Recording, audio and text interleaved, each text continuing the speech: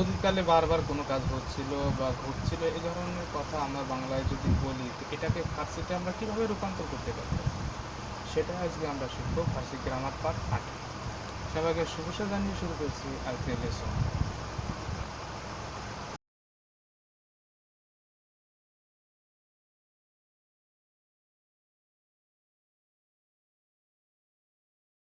উপরে দেখতে পাচ্ছেন যে লেখা আছে অতীতকালে বারবার কোনো কাজ ঘটা।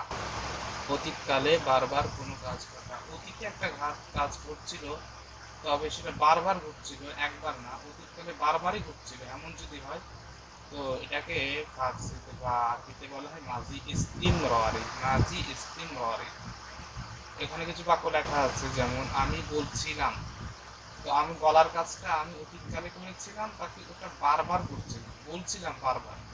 আমি বলছিলাম, আমরা বলছিলাম, তুমি বলছিলে, তোমরা বলছিলে, সে বলছিল, তারা বলছিল। এভাবে আমরা বিভিন্ন ধরনের বাক্য ব্যবহার করে থাকি। আমি পড়ছিলাম, আমরা পড়ছিলাম, তুমি পড়ছিলে, তোমরা পড়ছিলে, সে পড়ছিল, তারা পড়ছিল। এভাবে আমরা বিভিন্ন বাক্য ব্যবহার করে থাকি অহরহ।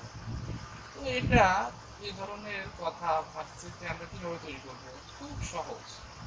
আমরা পড়েছি যে মাজি মুতলাকের সিগা কীভাবে তৈরি করতে হয়, আমরা এটা শিখেছি। তো শুধু একটা কাজ করতে হবে, সেটা হলো মাজি মুতলাকের যে 6টি সিগা আছে এই 6টি সিগার শুরুতে মি অথবা আমি, মি অথবা আমি যুক্ত করতে হবে। যে কোনো একটা আপনি যুক্ত করতে পারেন, আর কোনো কিছুই করা লাগে না। শুধু মাজি মুতলাকের 6 সিগার শুরুতে মি অথবা আমি যুক্ত করে দিবেন, তাহলে মাজি ইস্তিমরারের সিগা তৈরি হয়ে যাবে।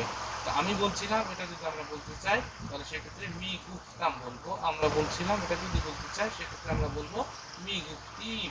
তুমি বলছিলে মি গুফতি, তোমরা বলছিলে মি গুফতি, সে বলছিল মি গুফ, তারা বলছিল মি গুফতাম। অথবা আমরা এটা বলতে পারি আমি বলছিলাম আমি গুফতাম, আমরা বলছিলাম আমি গুফতি, তুমি বলছিলে আমি গুফতি, তোমরা বলছিলে আমি গুফতি, সে বলছিল আমি গুফ, তারা বলছিল আমি গুফতাম। আশা করি সকলে বুঝতে পেরেছে।